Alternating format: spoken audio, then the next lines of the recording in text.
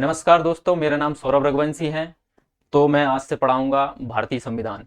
भारतीय संविधान की रेगुलर क्लासेस आएंगी। एनटीपीसी का जो एग्जाम आने वाला है उससे लगभग लगभग पहले ही भारत के संविधान की अपन सारी क्लास कंप्लीट कर लेंगे।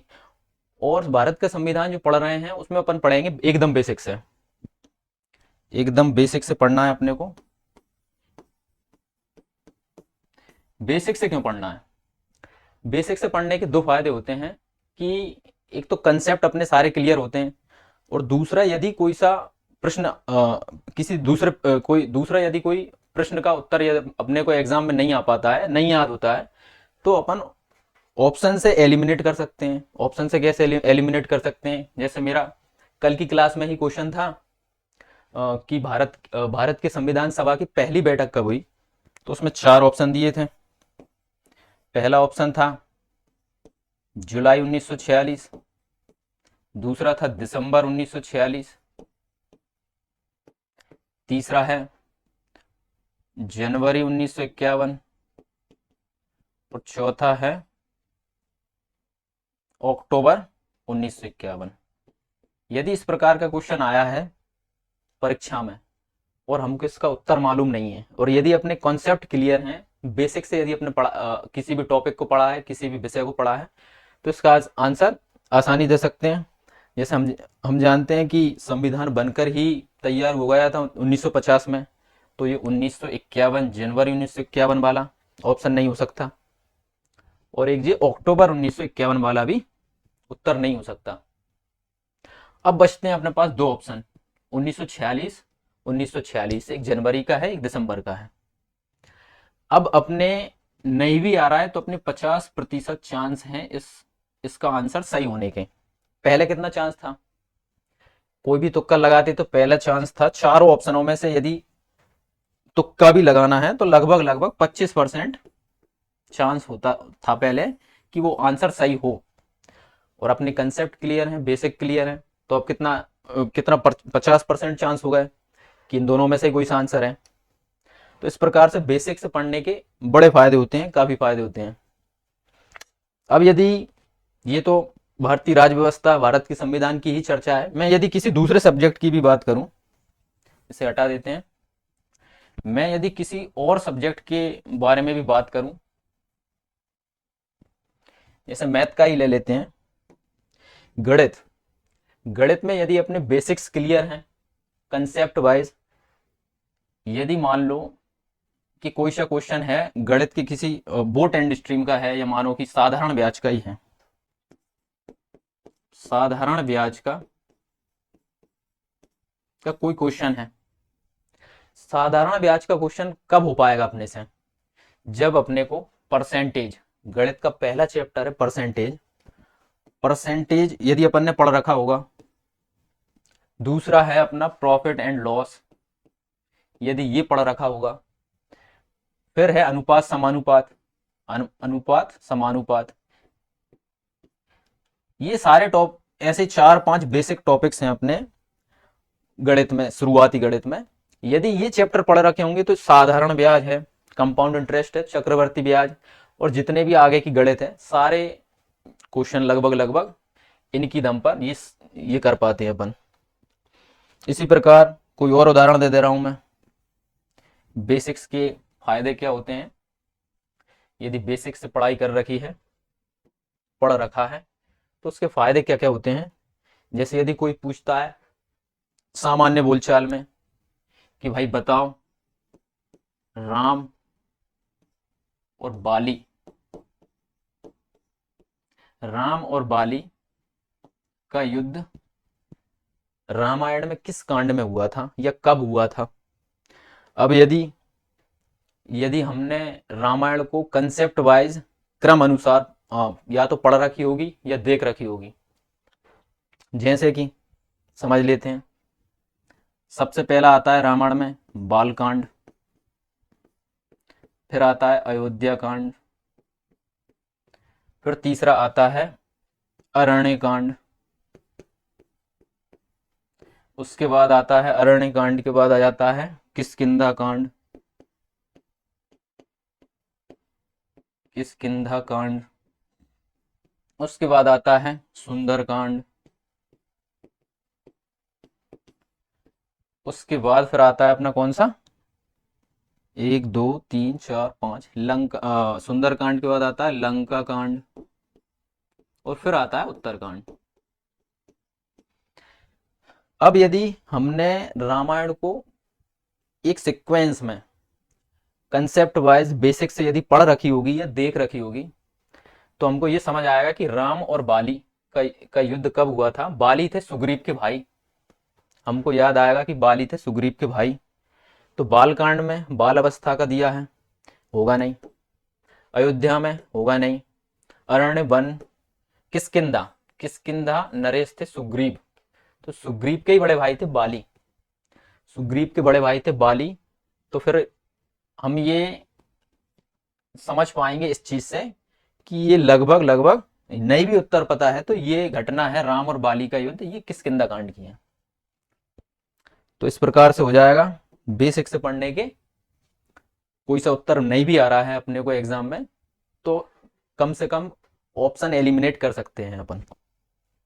अब आगे समझते हैं।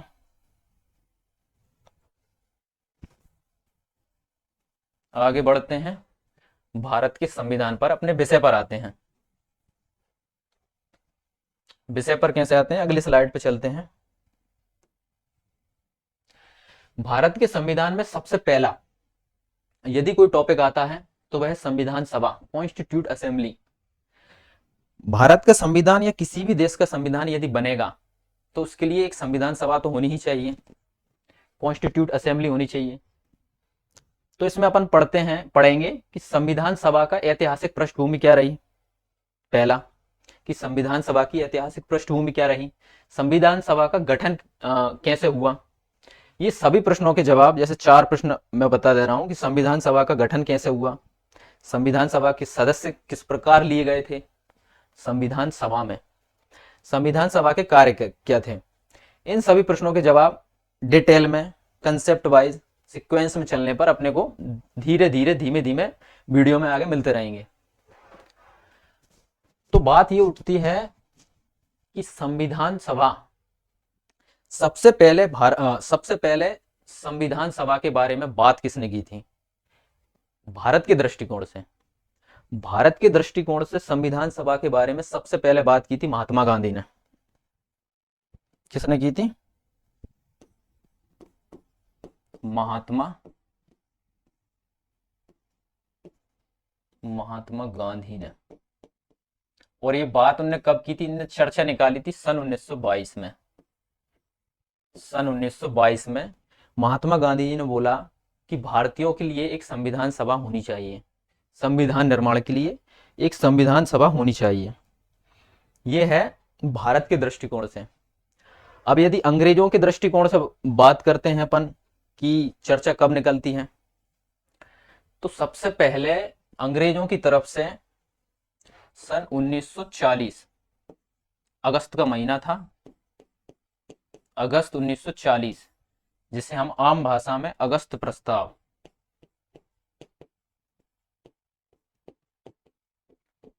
अगस्त प्रस्ताव के नाम से जानते हैं। अगस्त प्रस्ताव अंग्रेजों की तरफ से आया था। इस प्रस्ताव में अंग्रेजों ने माना कि हाँ, भारतीयों के लिए एक संविधान सभा होनी चाहिए संविधान के निर्माण के लिए। अब इन्होंने अगस्त प्रस्ताव में क्या लिखा था या क्या बताया था उन्होंने, अंग्रेजों ने, कि संविधान सभा में मुख्यतया भारतीय होंगे, संविधान सभा में मुख्यतया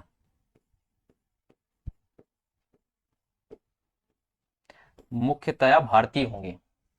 अगस्त प्रस्ताव जो आया था संविधान सभा के गठन के लिए, उसमें उन्होंने बताया कि संविधान सभा में मुख्यतया भारतीय होंगे।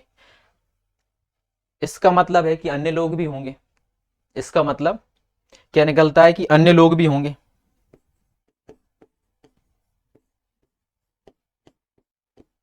अन्य लोग भी होंगे। इसी कारण से महात्मा गांधी कांग्रेस और उस समय के जो अन्य संगठन थे, उन्होंने अगस्त प्रस्ताव का बहिष्कार कर दिया और इस समय भी संविधान सभा का गठन नहीं हो पाया था। किन किन ने, एक तो गांधी जी ने, कांग्रेस ने, और जो उस समय अन्य संगठन थे, उन्होंने इस प्रस्ताव का बहिष्कार किया और संविधान सभा का गठन इस समय भी नहीं हो पाया। फिर आगे चलते हैं, इसी में आगे बढ़ते हैं कि संविधान सभा में अगला कदम कब रहा, कौन सा अगला कदम रहा। तो सन 1942 में आते हैं, 2 साल बाद। सन 1942 में आते हैं, ठीक 2 साल बाद क्रिप्स मिशन आता है अंग्रेजों की तरफ से। इस मिशन को लाते कौन है? ये जो क्रिप्स हैं उनका नाम पूरा था स्टेफर्ड क्रिप्स।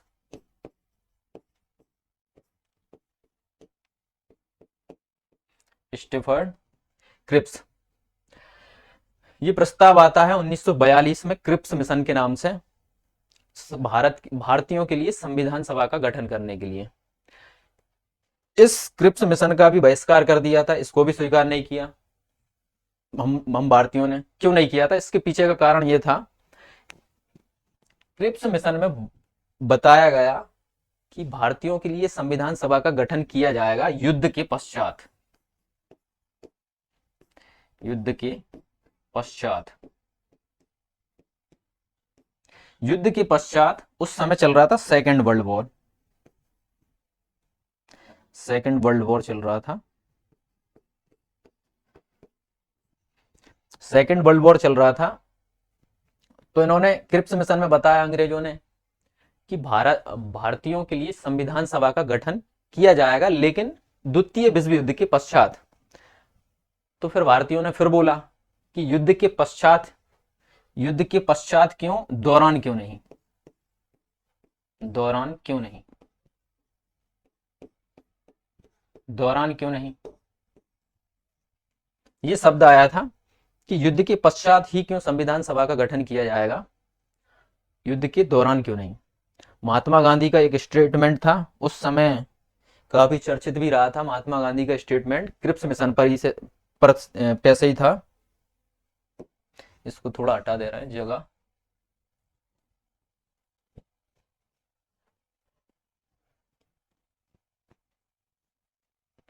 महात्मा गांधी का कथन आया, बयान आया उस समय क्रिप्स मिशन के समय पर, सन 1942 में, कि ये बह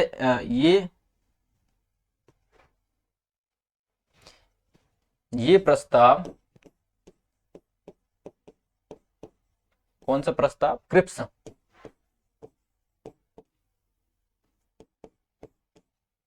का कथन आया उस समय कि क्रिप्स मिशन पर, जब उन्होंने बताया कि अंग्रेजों ने कि संविधान सभा का गठन तो किया जाएगा लेकिन युद्ध के पश्चात, तो महात्मा गांधी का एक कथन आया था उस समय, काफी चर्चित रहा था कि ये उस दिवालिया बैंक के चेक की तरह है जिसका कोई अस्तित्व ही नहीं है। महात्मा गांधी का स्टेटमेंट क्या आया था, उस दिवालिया बैंक के चेक की तरह है जिसका कोई अस्तित्व नहीं है। पोस्ट डेटेड चेक नाम दिया गया था इसको, post dated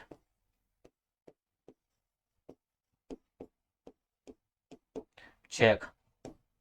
post dated cheque की इनने संज्ञा दी थी क्रिप्स मिशन को।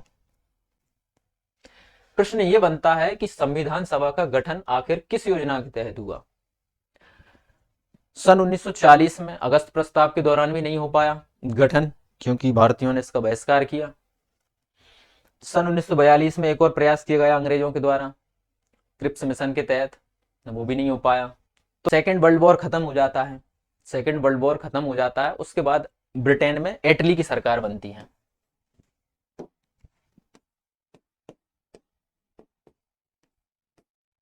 ब्रिटेन में एटली की सरकार बनती है। कहां पर? ब्रिटेन में। ब्रिटेन में एटली की सरकार बनती है, और एटली की सरकार बनती है ब्रिटेन में, और एटली अपने कैबिनेट, 3 कैबिनेट मंत्री भारत भेजते हैं। कौन 3 कैबिनेट मंत्री? एक थे sir Pethick Lawrence, Pethick Lawrence,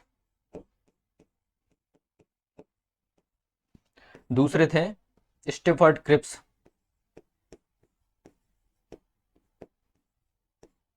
और तीसरे थे एबी अलेक्जेंडर।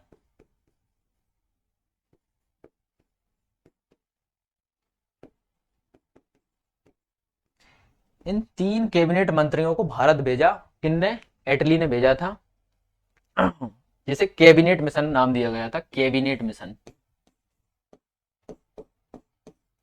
मिशन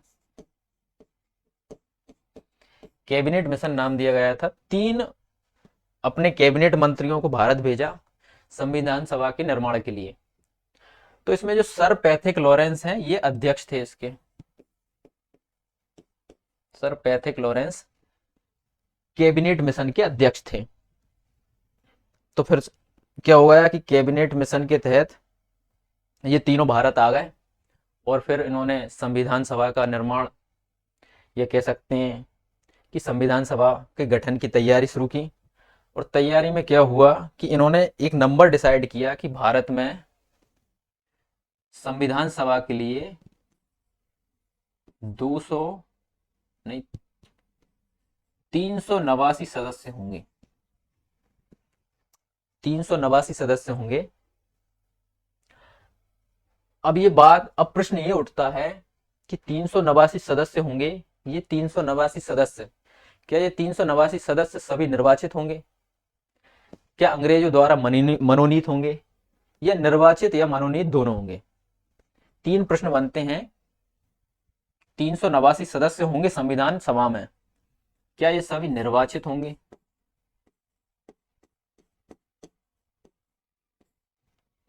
क्या मनोनीत होंगे, क्या निर्वाचित प्लस मनोनीत दोनों होंगे? ये 3 प्रश्न उठते हैं कि 389 सदस्य होंगे संविधान सभा में, और वो सदस्य निर्वाचित होंगे कि मनोनीत होंगे, या निर्वाचित और मनोनीत दोनों होंगे? तो इसका सही उत्तर ये रहेगा कि निर्वाचित और मनोनीत दोनों रहेंगे। निर्वाचित और मनोनीत दोनों रहेंगे। अब निर्वाचित और मनोनीत अलग अलग कैसे रहेंगे, मतलब कितने निर्वाचित रहेंगे और कितने मनोनीत रहेंगे, ये अपन डाटा लिखते हैं थोड़ा, कि जो 389 सदस्य हैं, इसमें से 292 प्लस 4, और एक नंबर अपन लिख देते हैं 93। दोनों को जोड़ेंगे तो आएगा नंबर 389। ये जो 292 प्लस 4 है, ये तो रहेंगे निर्वाचित, और ये 93 जो सदस्य हैं, ये रहेंगे मनोनीत। इसे थोड़ा इरेज कर दे रहे हैं, इरेज कर देते हैं, जगह भर गई है।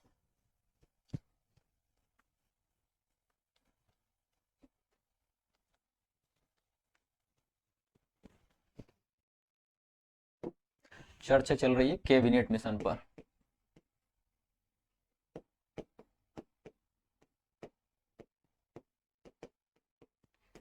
कैबिनेट मिशन में तीनों मंत्री हैं। हाँ, कहां पर थे अपन? 389। ये जो नंबर है, ये 2 भागों में बढ़ जाता है। एक है 292 प्लस 04, और एक आ जाता है अपना 93। इसमें ये रहेंगे निर्वाचित,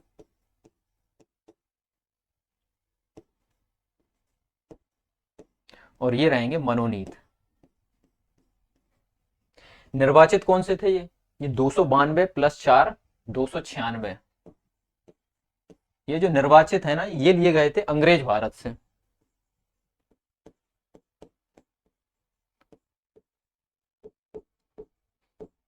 उस समय पर 2 भारत हुआ करते थे, एक था अंग्रेज भारत, और ये है मनोनीत, ये थे देसी भारत।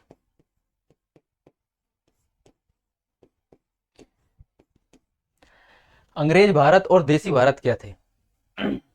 अंग्रेज भारत वह भारत था जहां पर अंग्रेज डायरेक्टली शासन करते थे। डायरेक्टली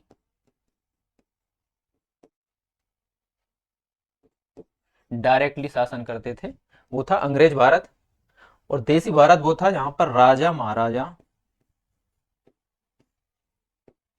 राजा महाराजा जो थे ना, वो रियासतों के